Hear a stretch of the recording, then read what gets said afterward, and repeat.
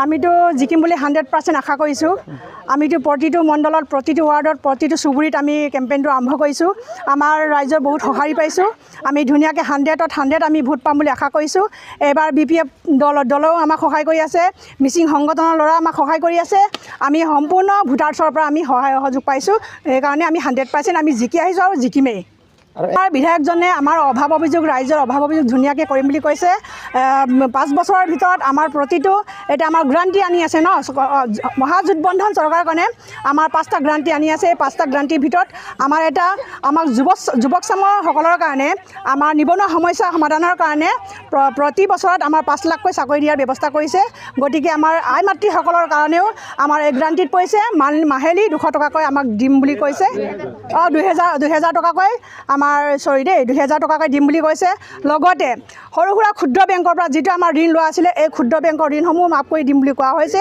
আৰু লগতে আমাৰ মানে লেডিজসকলৰ কাৰণে আমাৰ যিটো চৰকাৰীকৰণ বাছ সেৱা বা ট্ৰেইন সেৱা এইবোৰ আমাৰ ফ্ৰী কৰি দিম বুলি কোৱা হৈছে। গতিকে আমাৰ ৰাইজৰ এই 5টা গ্ৰান্টিৰ হকে আমাৰ ৰাইজে আমাক ভোট দিম বুলি আমাৰ প্ৰতিশ্ৰুতি দিছে। গতিকে আমিও প্ৰতিশ্ৰুতিবদ্ধ যে আমি যদি জিকি আহোঁ, আমাৰ মহাজোটবন্ধনৰ যদি চৰকাৰ হয়, নিশ্চয় আমি ৰাইজৰ কাম কৰিম আৰু অনাগত দিনত ৰাইজৰ দুখতো সমভাগী হ'ম, সুখতো সমভাগী হ'ম। চাওক, আমাৰ এতিয়া কংগ্ৰেছে বিশেষকৈ জোনাই সমষ্টিত 100% আমি জিকিম। যিহেতু ভুৱন পেগু মানে বনিয়া, তেওঁ এজন বনিয়া, তেওঁ নিজৰ সম্পত্তি পাহাৰ কৰি তুলিলে। গতিকে আমাৰ মিচিং সমাজে আৰু এইকাৰণে তেওঁক বেয়া পায়, গণশক্তি দলৰ পৰা BJPলৈ সোমোৱাৰ কাৰণে BJP কৰ্মীও তেওঁক নাকচ কৰিছে, গণশক্তি কৰ্মীও নাকচ কৰিছে। গতিকে আমাৰ কংগ্ৰেছ এইবাৰ 100% জোনাই সমষ্টি জিকিবই। আৰু লগতে আপোনালোকৰ যিহেতু যদি BJPত গ'লে চাওক, এইটোতো টোটেলি ভুৱা প্ৰচাৰ। আমাৰ মিচিং সমাজৰ কাৰণে 6 শিডিউল তেখেতসকলে বিচৰাই নাই। জাষ্ট তেখেতসকলে আমাৰ মিচিং সমাজক প্ৰলোভনৰ দেখুৱাই আছিলে আমি 6 শিডিউল পাম, সেইকাৰণে আমাক ভোট দিব লাগে। তেখেতসকলে অকল ইলেকশ্যনৰ সময়তে 6 শিডিউলৰ কথা কয়, এছেম্বলিত কোনো দিনেই 6 শিডিউলৰ কথা নকয়। আৰু এবাৰ ৰণোজ পেগুৱে TV হাইকাৰ্টত কৈছিলে 6 শিডিউলটো এটা জাতিক দিয়া নহয়, এনেদৰে কৈছিল। আৰু কৈছিল আমাৰতো ইয়াততো ট্ৰাইবেল বেল্ট ব্লক, তেওঁ আমাৰ ভাৰতীয় সংবিধান মতে কোনো ট্ৰাইবেল বেল্ট ব্লক নাই বুলি ৰণোজ পেগুও কৈছে। গতিকে ৰণোজ পেগু আৰু ভুৱন পেগুৱে আমাৰ মিচিং সমাজৰ কোনো হেৰিৰ কাৰণে, ডেভেলপমেণ্টৰ কাৰণে কাম কৰা নাই। চাওক আপোনালোকে এই যে দদিয়া লাইকা, আমাৰ মিচিং মানুহৰ এতিয়া কি অৱস্থা হৈছে, তাত গৈ ৰণজীৱনে চাবলৈ যোৱা নাই। সেইকাৰণে আমাৰ মিচিং সমাজে তেখেতসকলক টোটেলি নাকচ কৰিছে।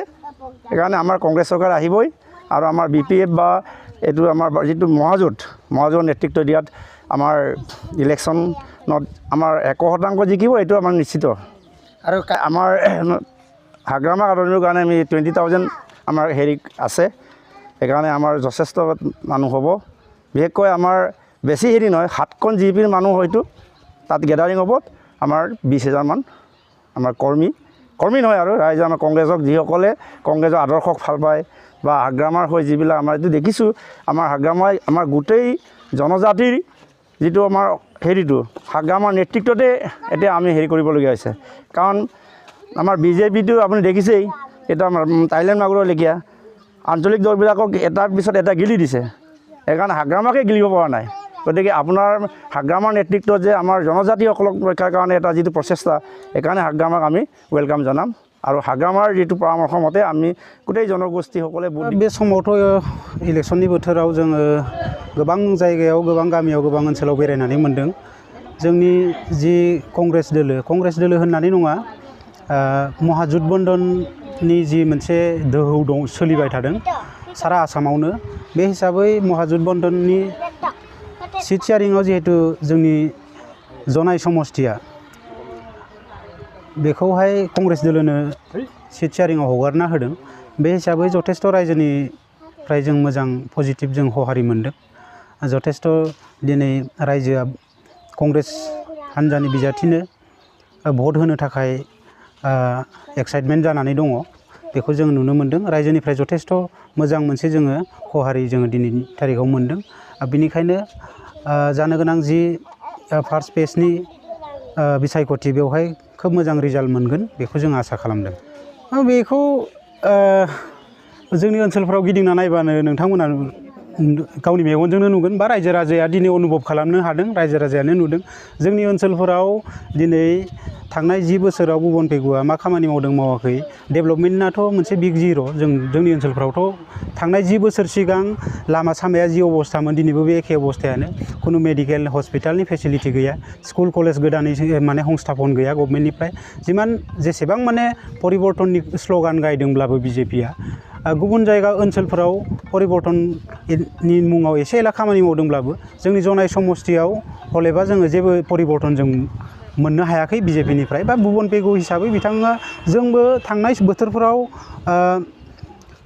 भुबन पेगु बिथांनि थाखायनो जों खामानि मावदोंमोन नाथाय दिनैनि तारिखाव जोङो बिथांनि पक्षआव थानानै जों खामानि मावनो हाया मानो होनना बुङोब्ला बिथाङा थांनाय समफोराव गणशक्तिमोन गणशक्तिया जों बेवहाय हारि माहारि गोरोबलायनांगौनि सार्थआव मिसिं समाजजों गोरोबनांगौनि सार्थआव जों सासे बर' सुबुं हिसाबै सचेतन नागरिक हिसाबैबाबो जोङो बिथांखौ सापर्ट होदोंमोन मानोना गणशक्तिया बे ओनसोलावनो जोनोम मोननाय मोनसे राजखान्थि हान्जा दिनै जि बिजेपिनि भारतीय जनता पार्टीनि जि मोनसे slogan one nation one language one nation one religion बे स्ल'गानाव जोङो थांनो हाया बेनिखायनो जों रायजोफ्रा आरो मोनसे निउ फेसबो लुबैखादों जिहेतु भुबन पेगु बिथांखौ 10 बोसोराव मोनसे आंगायनाय बायदिबो मोन्दों जिहेतु बिथाङा खुनु डेभेलपमेन्ट खामानि मावाखै जोंनि ओनसोलफ्राव बिखेखयै नायोब्ला बहुत बोसोर राजनिति खालामबोबाय खिन्थु भुबन पेगुनि दैदेननायाव बा बिथांमोना जि मन्त्रि एमएलए जाबोबाय खुनु मोनसे परिबर्तन गैया खुनु मोनसे डेभेलपमेन्ट गैया दिनै खुनु जेबो मोनसे जौगानाय हाबाफारि जों लानाय नुवाखै किसुमान ओनसोलाव बिथाङा मावदों जानो हागौ खिन्थु जोंनि गोग्लैसोनाय ओनसोलफोराव बिखेखयै जनाय ब्लकआव खुनु मोनसे डेभेलपमेन्ट जोङो बिथांनि जों नुनो मोनाखै दा बेनिखायनो जोङो गोदान मोनसे राहा लानो थाखाय निउ फेस मोनसे लाबोनो थाखाय जोङो दिनै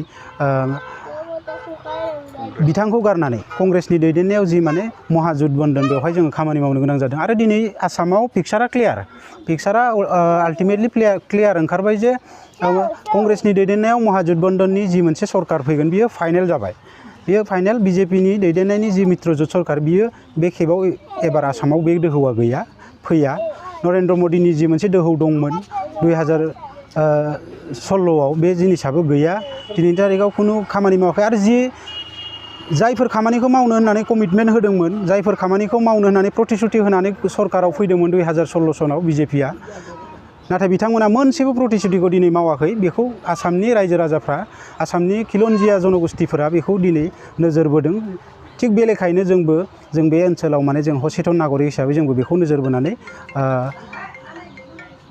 जोङो नुनो मोन्दों जे बिजेपिनि दैदेननायाव सरकार फैया महाजुथबन्धनाव सरकार फैगोन बेनिखायनो जोङो जोंनि बे जनाय समस्तियावबो जोङो बिजेपिनि बिजाथिखौ बा बिजेपिखौ जोङो बिजेपिनि हेंथायै जोङो रायजो राजाखौ भट होनो थाखाय जोङो खावलायो आरो खामानि मावबाय दङ बेनो जिनिसाथ' नोङो दिनै जिहेतु मित्रजुथआव बिपिएफआबो सामिल दङ बे हिसाबै बिटिसि रिजननि इलेक्सना जिहेतु फार्स्ट फेजआव नङा सेकेन्ड फेज आरो थार्ड फेजआव गोग्लैयो दा बेनिखायनो फार्स्ट फेजनि जिखिनि समस्तियाव जानो गोनां बिसायख'थि बेफोराव मित्रजुथनि जि माने बिजाथिफोर बिथांमोननि जानानै इलेक्सन केम्पेनिं खालामबाय थादों बिटिसिनि बारग' चिफ मानगेदेर हाग्रामा महिलारि बिथाङा दा बे लेखायैनो गाबोन जोंनि जनाय समस्तियाव बिथाङा फैगोन बेनिखायनो गासै रायजो राजाफोरा जाहाथे बाहागो लायो आरो इतिमध्ये गासैबो